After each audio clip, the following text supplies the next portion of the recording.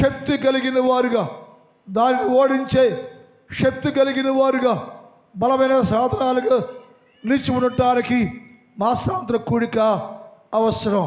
ఎందుకంటే కుటుంబాలుగా దేవుని సన్నిధిలో ఉపవాసం ఉండి కన్నీరు కార్చి ఏడ్చి ప్రార్థన చేసుకుంటే తప్ప వచ్చే ప్రతి శోధన దూరం చేయబడదు. వచ్చే కష్టాన్ని జయించాలి మనం. అంతేకాని మన సమయం అంతా లోకాన్ని ఖర్చు పెట్టేసి అప్పుడప్పుడు వచ్చి మనం ప్రార్థన చేస్తే ఏ ప్రయోజనం ఉండదు. అప్పుడు యేసయ్య అన్నాడు, నా కోసం 10 దినాలు ఏర్పాటు చేయండి, మీకున్న పనులన్నీ పక్కన పెట్టండి, నా సన్నిధిలోకి రండి, నాతో మాట్లాడండి, బలపడండి, స్థిరపడండి, ఆత్మశక్తిలో ఉండండి, ఆత్మానుసారంగా ఉండండి, నాతో మాట్లాడండి, నేను బలపరచబడి ఉంటాను. అనేక సందర్భాల్లో యేసు ప్రభుల వారు మనతో మాట్లాడారు. ఒక అంశాన్ని మనం ధ్యానం చేస్తున్నాం. ఏంటంటే సియోను లెమ్ము. ఎక్కడుంది కూడా సియోను అనేది ఎక్కడుందంటే పడిపోయే స్థితిలో ఉంది అని నేర్చుకున్నాం మనం. ఎందుకు పడిపోయిందయ్యో? పడిపోవటానికి కారణం ఏంటి?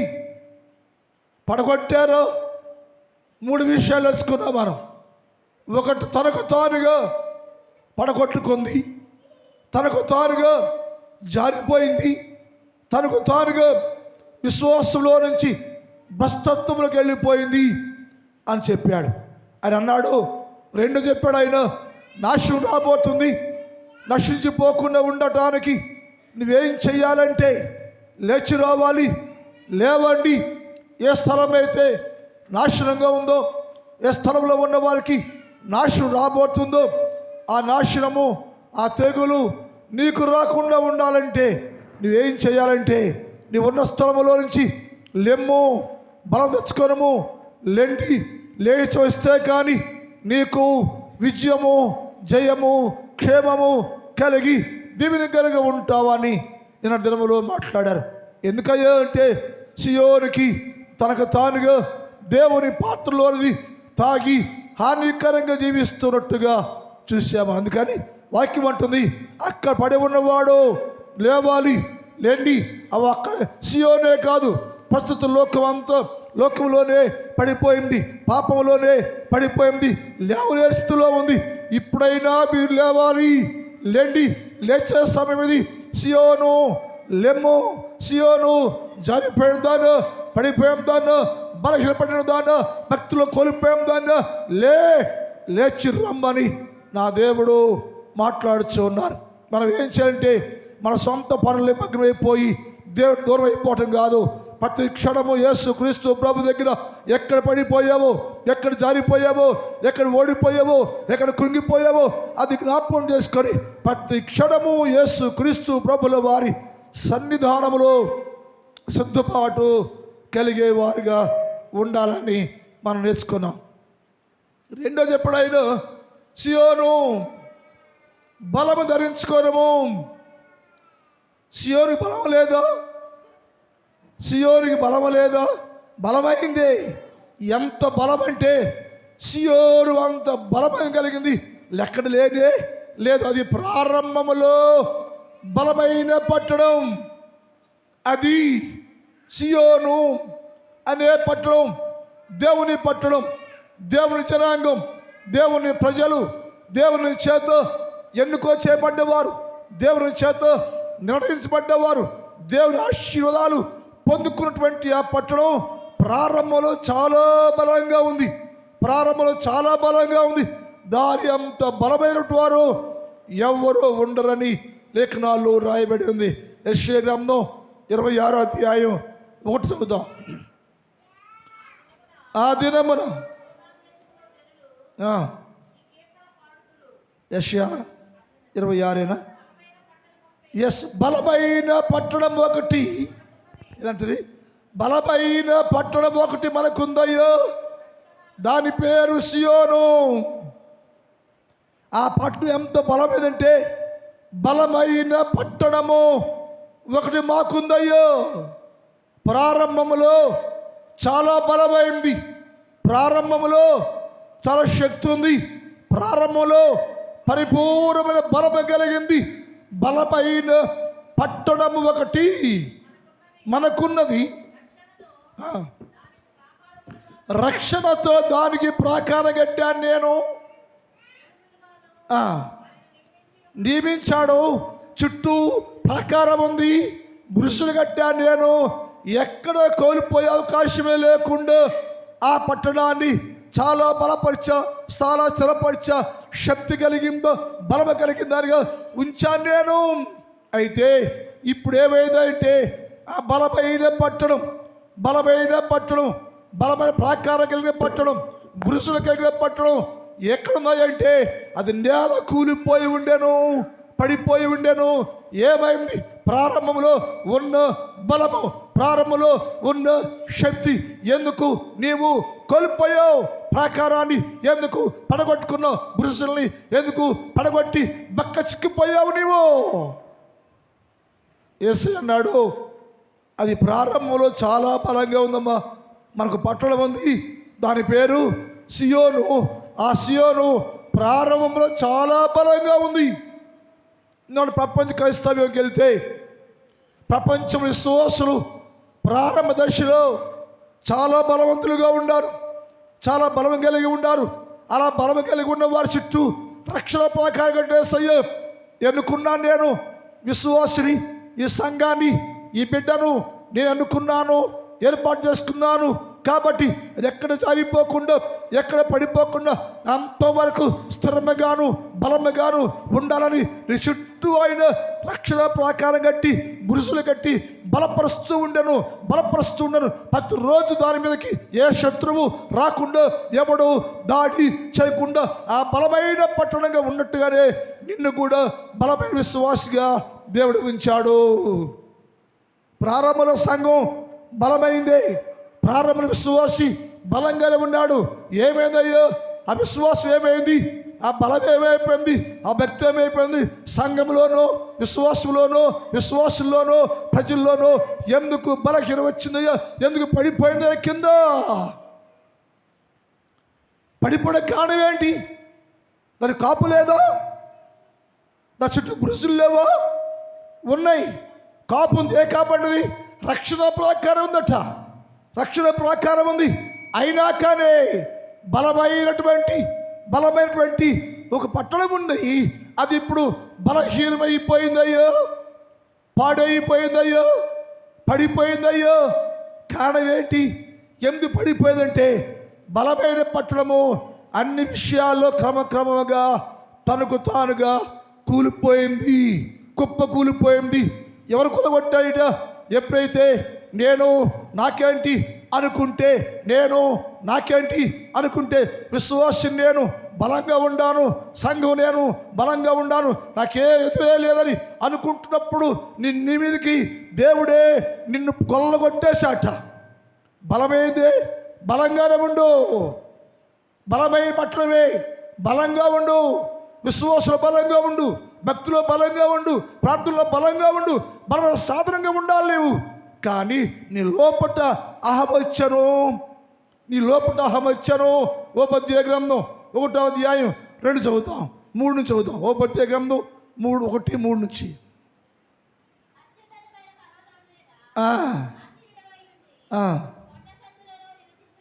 కొండ సందులలో నివసించువాడా? ఏమనుకుందంట?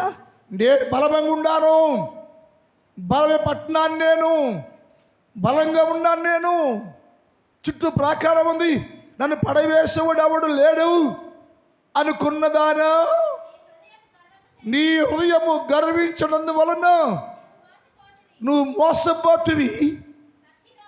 పక్షిరాజు కూడా పెద్దగా ఉన్నారనుకున్నావు,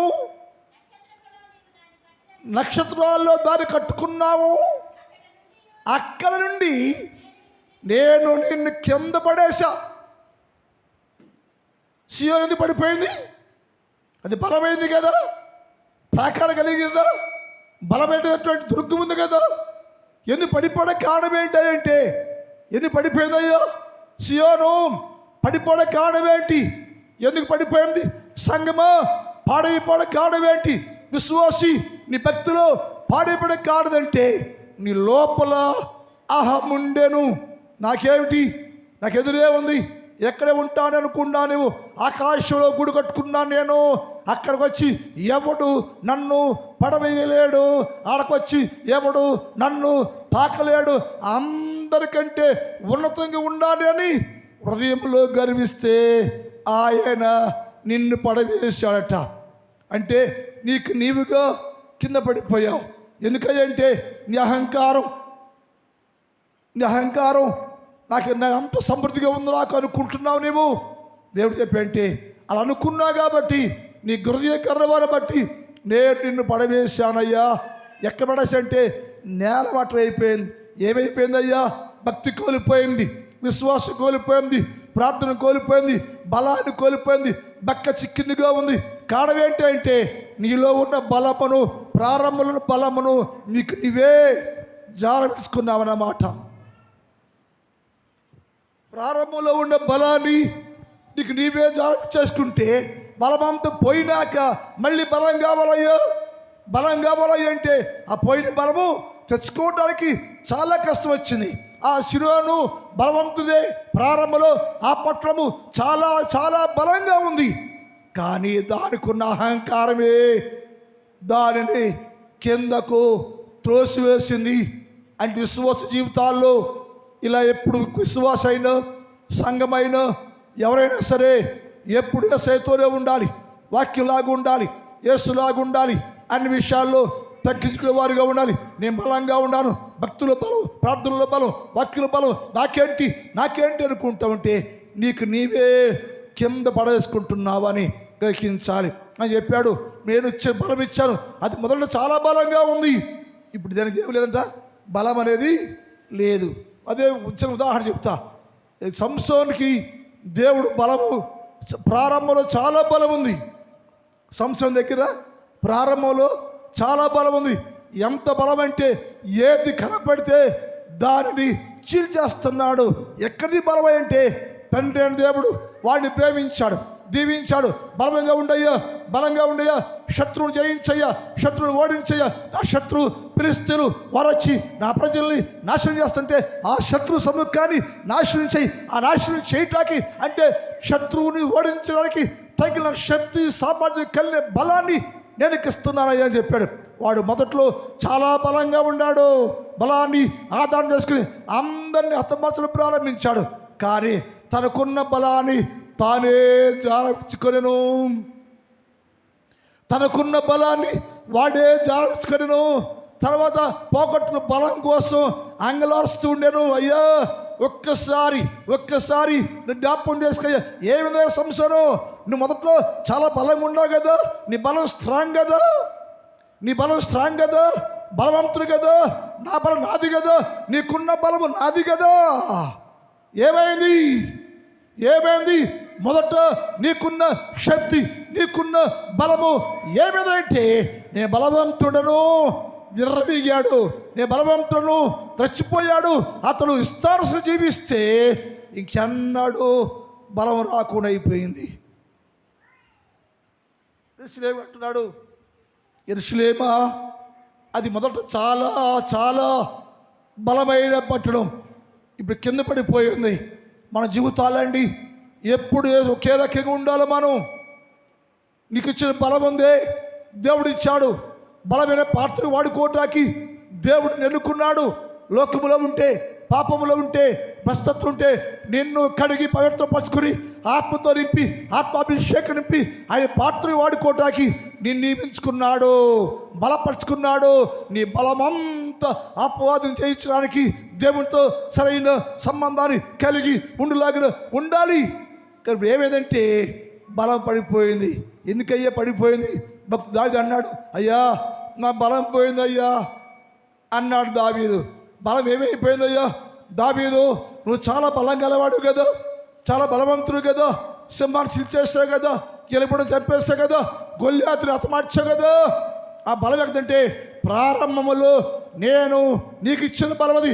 వాడు ప్రారంభంలో చాలా చాలా బలముగా ఉండాను, ప్రారంభంలో చాలా శక్తి ప్రభావం కలిగి ఉండెను. ఇప్పుడు ఏమిటంటే బలహీనుడైపోయాడంట. ఎందుకు బలహీనపడిపోతున్నావు నీవు? విశ్వాసవి సంఘం ఎందుకు బలహీనపడిపోతుంది? విశ్వాసం ఎందుకు బలహీనపడిపోతున్నారు? విశ్వాసులు అందరూ బలహీనగా ఎందుకు మారిపోతున్నారు? నీ బలం ఏది? ఆత్మాభిషేకం నింపాడు కదా, బలపరిచాడు కదా. సంఘం ఎందుకు బలహీనమైపోతుంది? ప్రజలు ఎందుకు బలహీనమైపోతున్నారు? నీ భక్తి ఎందుకు బలహీనమైపోయింది అని దావీదు అన్నాడు. అయ్యో బలహీనమైపోయారు, అయ్యో కింద పడిపోయారు అయ్యా అన్నాడు. దావీదు, నీవు మొదట చాలా బలంగా ఉన్నావు కదా, చాలా చాలా స్ట్రాంగ్గా బలవంతుడు కదా, సంసోను కంటే బలవంతుడు కదా. ఏమైంది నీ బలం?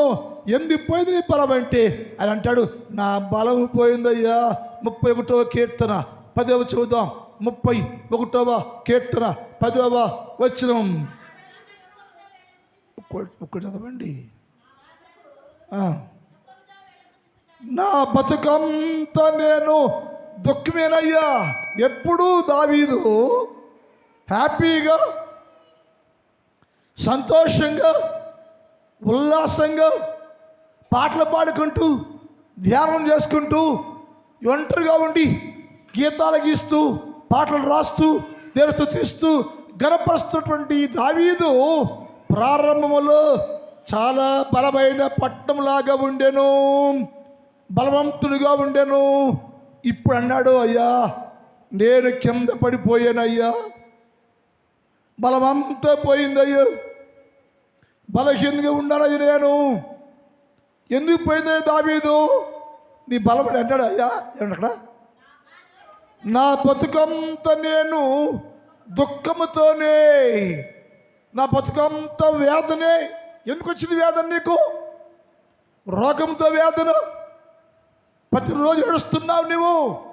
ఎందుకు వచ్చింది వేదన నీకంటే నీ బతుకుల్లో ఉన్న గొప్పతనాన్ని కోల్పోయావు, నీ బతుకులో ఉన్న ఆశీర్వాదాన్ని కోల్పోయావు, నీ జీవితంలో ఉన్న దైవత్వాన్ని పోగొట్టుకున్నావు. నువ్వు లోకాన్ని చూసావు, పాపాన్ని చూసావు, పాపాన్ని మోహించావు, పాపలో పడిపోయావు.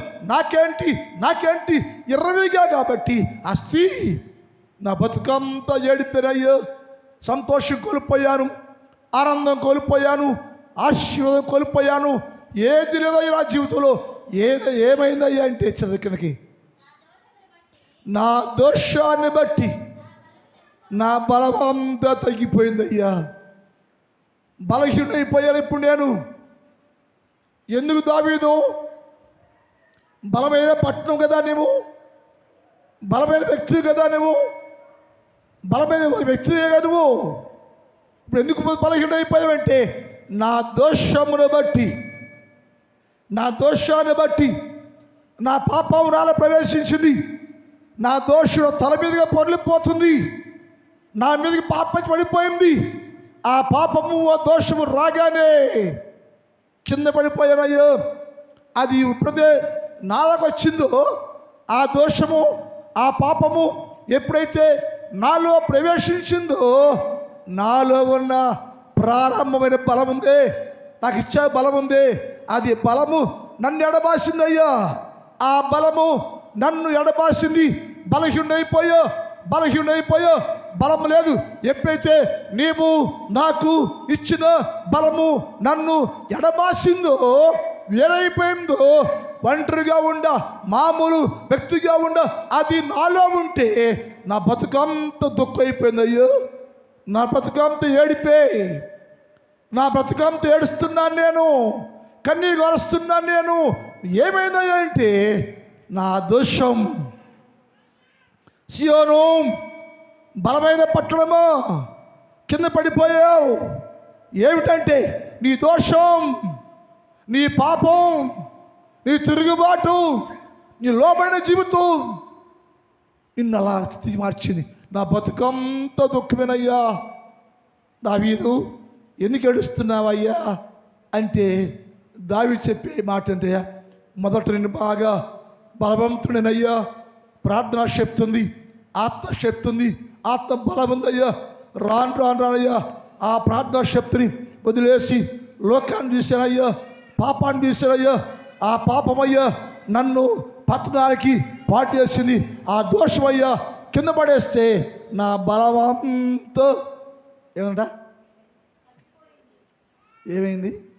నా దోషాన్ని బట్టి నా బలమంతా తగ్గిపోయింది, నా ఎముకలు క్షీణించిపోతున్నాయ్యా, బలహీనైపోయాను, బలం లేకుండా పోయింది. దేవుని ప్రజలారా, మొదట నీవు సియోను వలె నీవు కూడా చాలా స్ట్రాంగ్గా ఉండవు, బలంగా ఉండవు, బలవంతుడివే. విశ్వాసంలో, భక్తిలో, ప్రార్థనలో, వాక్యంలో చాలా చాలా బలవంతుడివే. కానీ ఇప్పుడు బక్క చిక్కిపోయావు.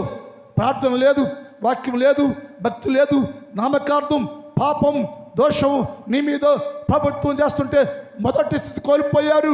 మొదట నీకున్న బలాన్ని వదిలేశాడు ఆ దేవుడు. బలమైన దేవుడు నీ నుంచి వేరైపోయాడు. ఒంటరిగా ఉండవు నీవు. అందుకని అయ్యా దుఃఖమయ్యా, ఏడుపయ్యా, కన్నీళ్ళయ్యా, ఏడలేకపోతున్నాడయ్యా, ఏడటా కూడా కన్నీళ్ళు రావట్లేదయ్యా. కారణం ఏంటంటే నా దోషము నాలోకి వస్తే ఆ దోషము నన్ను నా దేవుణ్ణి వేరు చేసిందయ్యా, నన్ను నా దేవుణ్ణి దూరపరిచిందయ్యా. అందుకని నేను కింద పడిపోయి ఏడుస్తున్నానయ్యా. ఆయన అన్నాడు, సియోను లెమ్ము, లే, ఏ బలం పోగొట్టుకున్నావో, ఏ బలం కోల్పోయావో అదే బలాన్ని తిరిగి పొందుకోవాలి నువ్వు. ఎక్కడ బలం పోయిందో, ఎక్కడ బలాన్ని కోల్పోయావో, ఎక్కడ బలం వదిలిపోయావో తిరిగి బలం పొందుకోవాలి నువ్వు. లేచి నువ్వు బలము ధరించుకోనము అన్నాడు. సియోను లెమ్ము, నీ బలాన్ని ధరించుకో. ఏ బలం కోల్పోయావో,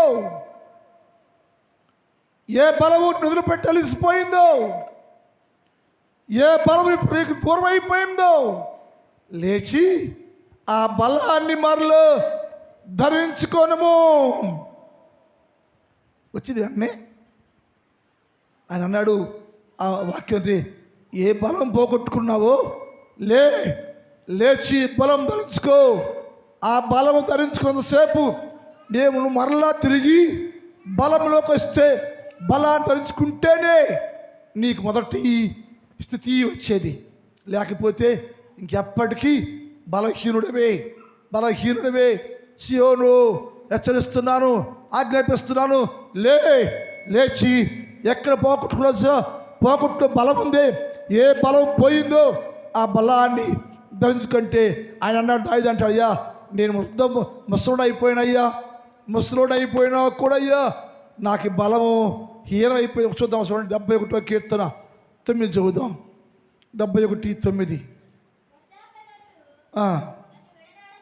వృద్ధాప్యమందు నన్ను విడనాడకము.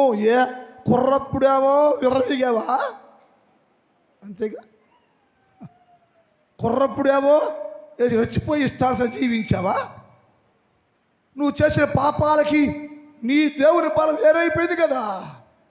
అంటున్నాయ్యో, వృద్ధాప్యమందయ్యో నేనే భక్తుడేనయ్యో, దావీదునయ్యా నేను, బలవంతుడయ్యా నేను, బలమైన దుర్గానయ్యా నేను. కానీ నా మీదకి దోషము రాగానే నా బలము నా నుండి వెళ్ళిపోయింది. దుఃఖం వచ్చింది, బాధ వచ్చిందయ్యో. అది కారణం అంటే నాలోకి దోషము, పాపము ప్రవేశించింది. అయ్యా నేను వృద్ధాప్రాయంలో వచ్చేసానయ్యా. వృద్ధాప్రాయంలో ప్రభు నీవు నన్ను విడవద్దయ్యో, విడిచిపెట్టదయ్యో. ఇప్పుడు దాకా వదిలేసావయ్యా, ఇప్పుడు దాకా వదిలేసావా? వదిలేయండి. నేను నా దేవుడు ఎవరిని ఎప్పుడు విడిచిపెట్టే దేవుడు కాదు, వదిలే దేవుడు కాదు. కాబట్టి దావీదు అన్నాడు, దేవా వృద్ధాప్య దశలో నన్ను విడనాడకమై, నా బలము క్షీణించిపోయినప్పుడు. ఎందుకని అయ్యా బలం క్షీణించిపోతాయో, విడిచిపెట్టేసాడు, క్షీణించిపోయింది. ఎందుకు క్షీణించావో, ఎందుకు పడిపోయావు నువ్వు అని అన్నాడు. నా దోషము నాలోనికి పోయిపోయింది, నా దోషము నా మీద పడింది. అందుకని నేను బలహీనైపోయా. నేను ఎప్పుడు బలహీనైపోయాను కాబట్టి వదిలేయొద్దయ్యా అంటే దావీదు అంటాడు, అయ్యా పశ్చాత్తాపంతో ప్రార్థన చేస్తున్నాడు. అయ్యా నేను కింద పడిపోయానయ్యో, బలహీనైపోయానయ్యో, వృద్ధాప్రాయమయ్యో, వృద్ధాప్రాయంలో కూడా అయ్యో నా బలం దూరం అయిపోయిందయ్యో. దయచేసి నన్ను విడవద్దయ్యో, విడవద్దయ్యో, విడవబాకయ్యో. నీ చేత ఎన్నిక చేయబడ్డవాడను, నీ చేత నిర్ణయము చేయబడ్డవాడను, నీ చేత నేను అభిషేకం పొందినవాడయ్యా. వదలొద్దయ్యా. ఎప్పుడంట? వృద్ధాప్రాయమప్పుడు. చదువు గట్టిగా. వృద్ధాప్యమందు నీవు నన్ను విడనాడకము, నా బలము క్షీణించిపోతున్నప్పుడు అయ్యా చూచుండకయ్యా. ఇప్పుడు సియోను కూడా మాట మాట్లాడింది. ఏమంది? నేను కింద పడిపోయానయ్యా, క్షీణించిపోతున్నాను, నేను బలహీనమైపోయాను, నేను బలం వేరైపోయింది, బక్కచిక్కిపోయాను, నాకున్న ప్రతి ఆశీర్వాదము వెళ్ళిపోయిందయ్యా. దయచేసి కిందే పడి ఉన్నానయ్యా, వృద్ధాప్రాయంలోకి వచ్చేసాను నేను. దయచేసి ఇలాంటి పరిస్థితుల్లో నన్ను విడవద్దయ్యో, విడవద్దయ్యో, వదలొద్దయ్యో, చేరదయ్యో, ఆదరించయ్యో.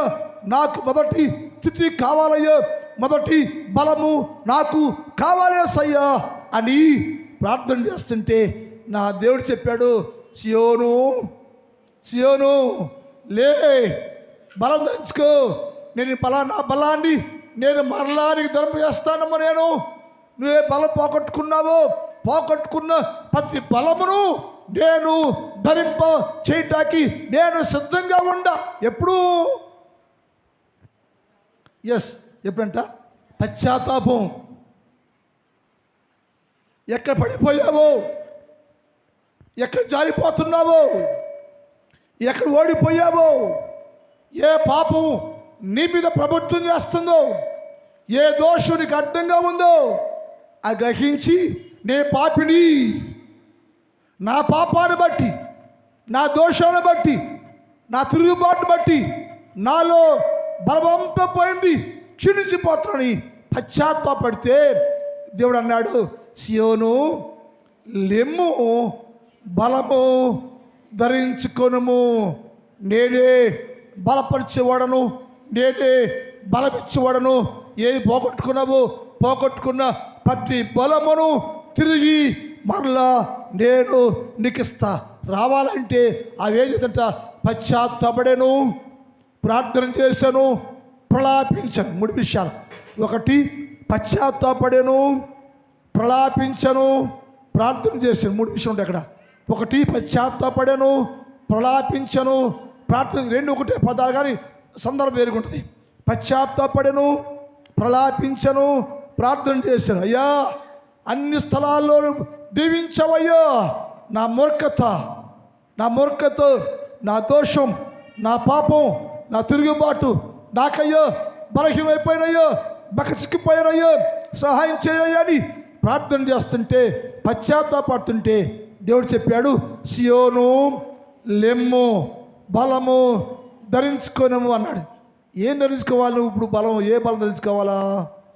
1 ప్రార్థన బలం ధరించుకోవాలా. లెమ్ము, బలము ధరించుకోవాలి. ఏ బలం ధరించుకోవాలంటే 1 ప్రార్థనా బలం. మొదట చాలా ప్రార్థనలో బలం ఉంది నీకు, ఇప్పుడు లేదు. ప్రపంచంకి వెళ్ళండి, చాలామంది ప్రార్థనా పరులు ప్రారంభంలో వేల గంటలు ప్రార్థన చేస్తారు. ఇప్పుడు ప్రార్థన స్థితి కోల్పోయారు.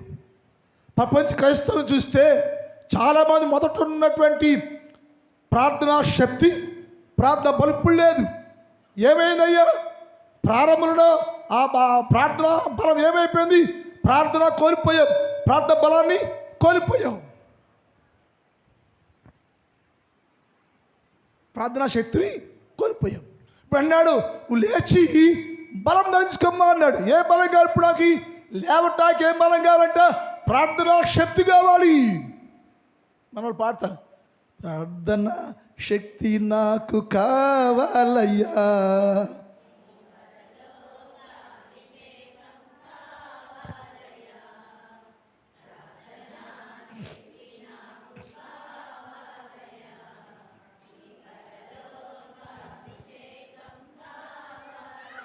ఏమైంది ప్రార్థన?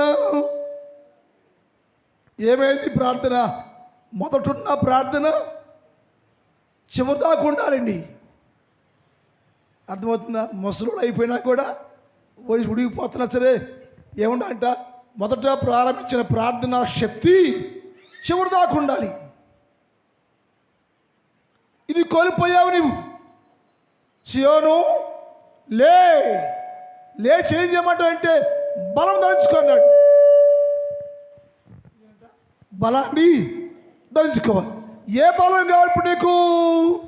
ప్రార్థనా బలం కావాలి. ప్రార్థనా శక్తి కోల్పోయావు. ప్రార్థనా శక్తి ఒక 2 గంటలు ప్రార్థన చేసి అనుకుంటే మనోళ్ళు ఇంకో తప్పుకొనుకోవద్దు, బాకండి తప్పుకొనుకోవద్దు, క్షమించాలి.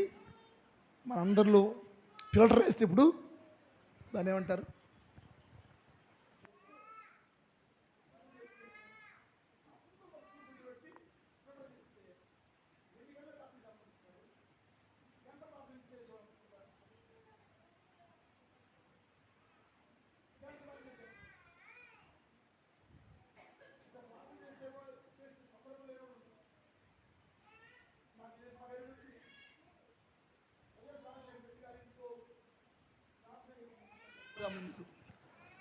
అలాంటి ప్రార్థనకి వెళ్తా ఉండి నేను రాజశేఖర గారు అమ్మ జయమ్మ గారు భోజనానికి ముందు అందరు కూర్చొని ప్రార్థన చేయాలా. కోడలు కొడుకులు ఎవడైనా సరే ఆ బెల్లి కొడతారు, కూర్చోవలసిందే. ఒక్కొక్క వ్యక్తి 2 గంటలు ప్రార్థన చేస్తారు. ఎన్ని గంటలు? చేసిన పదాలు చేరిక. ఒక మాట మాట్లాడితే ఇంక వేరే పదాలు రావిక. అలా ప్రార్థన చెయ్యిపోతే ఆ రోజు ఫుడ్ కట్టు, టిఫిన్ కట్టు, డ్రెస్ కట్టు, అటువంటి వాళ్ళు అట్ట పెంచింది జేమ్ గారు. ఎందుకు చెప్పిన మాట అంటే దేవుళ్ళు ఎదిగారు వాళ్ళు. మనం ఎదగకూడదు. ఒక అన్యుల కుటుంబంలో అలాంటి ప్రార్థన ఉన్నప్పుడు క్రైస్తవ కుటుంబంలో ఎందుకు లేదా ప్రార్థన? మనకెందుకు లేదా ప్రార్థన? ఎందుకు ప్రార్థన సరిపోయానేమో? 2 గంటలు మాట్లాడుకోకుండా ప్రార్థన చేసే అనుభవం ఎందుకు లేదు నీకు? అంటే ఏమైపోయావు నువ్వు? ఏమైపోయారు? ఏమైపోయారు మీరు? ఏమైంది చెప్పండి. ఏమైంది? ప్రార్థన అనుభవం లేదు దగ్గర. 10 నిమిషాలు చేస్తే చాలా ఎక్కువ చేసినట్టు, మనం అరగంట చేస్తే ఎక్కువ చేసినట్టు. ఎందుకని అని అన్నాడు, ప్రారంభంలో బాగుందయ్యో, ప్రారంభంలో ప్రార్థన బాగుంది, ప్రార్థనలో ఆత్మిస్తూ బాగుంది, ప్రార్థనలో బలమైన ప్రార్థన చేశాను అయ్యో. రాను నీ ప్రార్థన బలహీనమైపోయింది అయ్యా అన్నాడు. ఆయన అన్నాడు, ఇప్పుడు లేమ్మా, లేచి ఏం చేయాలంటే బలము ధరించుకోవాలి. ఏ బలం అంటే మొదటగా ప్రార్థన బలము ధరించుకోవాలి. మొదట ఏ బలం ఉందో అదే బలం పొందిందాక నువ్వు లేచి ప్రార్థన శక్తి, ప్రార్థన బలము పొందుకొని మొదటి స్థితిలోకి రావాలి. అందుకని సియోను ఎక్కడ పడిపోయావో, ఎక్కడ ప్రార్థనలో ఆగిపోయావో, ఎక్కడ ప్రార్థనలో బలహీన పడ్డావో లేచి ఆ ప్రార్థన శక్తి ధరించుకోవాలి. నువ్వు ప్రార్థన పవర్ ఉన్న దగ్గర, ప్రార్థన పవర్ ఉండాలి దగ్గర. రెండో చెప్పాడు, లేమో బలం ధరించుకోమాట. ఏం ధరించుకోవాలంటే ఒకటేమో ప్రార్థన, రెండోదేమో ఆత్మశక్తి అనే బలమును ఆత్మశక్తిని ధరించుకోవాలి. ఆత్మశక్తి అంటే ఏంటి? పరిశుద్ధ ఆత్మశక్తి. నాకు దగ్గర ఆత్మ ఉంది. నేను వదిలిన ఏం మాట్లాడాలా? నేను వదిలిన మాటలే లేవు, మాట్లాడుతున్నా. ఎలా? ఆత్మ నా మీద ఉంది. మాట్లాడుతున్నాను కాదు, మాట్లాడేది పరిశుద్ధ ఆత్మ నాలో మాట్లాడు. ఉదయం నుంచి మా ఇంటికి వచ్చి ఎవరితో మాట్లాడలా, సైకిల్ చేసా బయట కూడా అలా చేయాలి ఇలా మాట్లాడుతున్నప్పుడు ఎలా? ఆత్మాభిషేకం, పరిశుద్ధాత్మ నాతో ఉన్నాడు. నా దేవునికి మహిమ కలుగును గాక, నా దేవునికి మహిమ కలుగును గాక. ప్రతి క్షణం నా దేవుడు నాతోనే ఉంటాడు. ఎడబాయిట్లో ఇప్పుడు ఎడబాసాడానికి ఒకవేళ ఎడబాయిస్తే ఏం చేయండి, నువ్వు తిరిగి మరలా ఆత్మాభిషేకాన్ని పొందాలి. ఆత్మను ధరించుకోవాలి, ప్రార్థన బలాన్ని ధరించుకోవాలి, ఆత్మ బలాన్ని ధరించుకోవాలి. ప్రకటించే బలం అంటే మూడోది ప్రకటన చేసే బలం. ప్రకటించాలి, నువ్వు ప్రకటన చేయాలి. సర్వలోకానికి వెళ్ళి క్రీస్తు యేసు నామాన్ని ప్రకటన చేయాలి. నువ్వు ప్రకటించే శక్తి సామర్థ్యం కలిగిన వారిగా నువ్వు ఉండాలి. అది కాబట్టి యేసు అన్నాడు, లే సియోను లెమ్ము, బలము ధరించుకొనుము. ఏ బలము కోల్పోయావో, ఏ బలము బలహీనమైపోయిందో, ఆ బలము పోవటానికి ఏ పాపం కారణమైందో దాన్ని బట్టి పశ్చాత్తాపడు, ప్రార్థన చెయ్యి, ఒప్పుకో. నా దేవుడిను ప్రార్థన బలము ఇచ్చునుగాక, ఆత్మబలము ధరింప చేయునుగాక, ప్రకటించే బలము ధరింప చేయునుగాక, ఆత్మశక్తులను నడిపించునుగాక. ప్రార్థన టైం అయిపోయింది. మోకరించండి, చిన్న ప్రార్థన చేద్దాం. ఈరోజు వాక్యం నీకు అర్థమైతే, యేసయ్యా నాకు శక్తి లేదయ్యా, బలము లేదయ్యా, ప్రార్థనా శక్తి కోల్పోయాను, నేను ప్రార్థనా బలాన్ని కోల్పోయాను, నేను బలహీనైపోయాను. యేసయ్యా నన్ను బలపరచు, ప్రార్థన శక్తి కావాలి నాకు.